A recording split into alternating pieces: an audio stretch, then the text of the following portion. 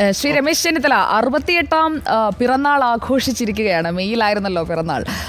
അപ്പോൾ കേരളത്തിൻ്റെ ഒരു മുഖ്യമന്ത്രിയായി വരണമെന്ന് ആഗ്രഹിക്കുന്ന ഒരു വ്യക്തി എന്ന നിലയിൽ 2026 അങ്ങായിരിക്കുമോ മുഖ്യമന്ത്രി സ്ഥാനാർത്ഥി എന്ന നിലയിലെ ഫസ്റ്റ് ചോയ്സ് പാർട്ടിക്ക്?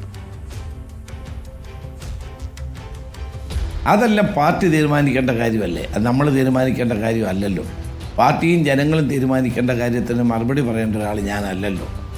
ഞങ്ങളുടെ മുമ്പിലുള്ള ഏറ്റവും പ്രധാനപ്പെട്ട കാര്യം UDF ഗവൺമെൻറ് തിരികെ വരിക എന്നുള്ളതാണ്. അത് ജനങ്ങൾ ആഗ്രഹിക്കുന്നു.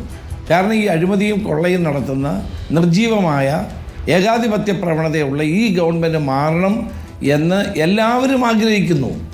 അത് കമ്മ്യൂണിസ്റ്റുകാർ പോലും ആഗ്രഹിക്കുന്നു. എന്നാണ് ഈ ഗവൺമെൻറ് ഇറങ്ങുന്നത് എന്നാണ് ആളുകൾ ഇപ്പോൾ ചിന്തിച്ചുകൊണ്ടിരിക്കുന്നത്. മറ്റു കാര്യമൊക്കെ പാർട്ടി തീരുമാനിക്കേണ്ടത്.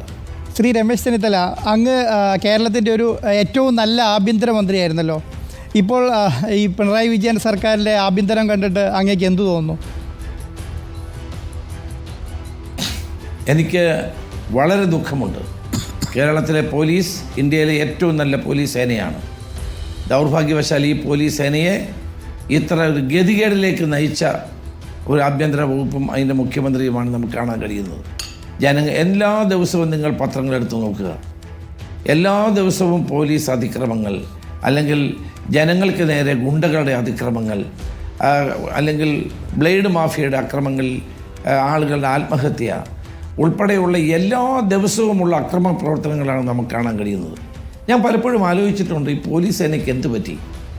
നിർജീവമായ ഒരു പോലീസ് സംവിധാനമാണ് ഇന്ന് കേരളത്തിലുള്ളത്.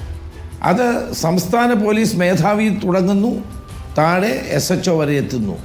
അവരാരും കൊള്ളരാത്തവരായതുകൊണ്ടല്ല, അവരൊക്കെ മിടുക്കന്മാർ തന്നെയാണ്. പക്ഷേ അവരെ നയിക്കുന്നവർ കാര്യക്ഷമതയോടെ അവർക്ക് പ്രവർത്തിക്കാൻ അവസരം കൊടുക്കുന്നില്ല എന്നുള്ളതാണ് ഏറ്റവും വലിയ പ്രശ്നം. ഇവിടെ പോലീസ് പ്രവർത്തിക്കുന്നില്ല. പോലീസ് അതിക്രമങ്ങൾ കാണുമ്പോൾ കൈയും കെട്ടി നോക്കി നിൽക്കുന്നു. പോലീസിൻ്റെ കൈകളിൽ പാർട്ടിയുടെ വിലങ്ങ് പ്രാദേശിക തലങ്ങളിൽ എല്ലായിടത്തും നമുക്ക് കാണാൻ കഴിയുന്നു. SP-മാർക്ക് പ്രവർത്തിക്കാൻ കഴിയുന്നില്ല, CI-മാർക്ക് പ്രവർത്തിക്കാൻ കഴിയുന്നില്ല, പോലീസ് ഉദ്യോഗസ്ഥന്മാർക്ക് പ്രവർത്തിക്കാൻ കഴിയുന്നില്ല.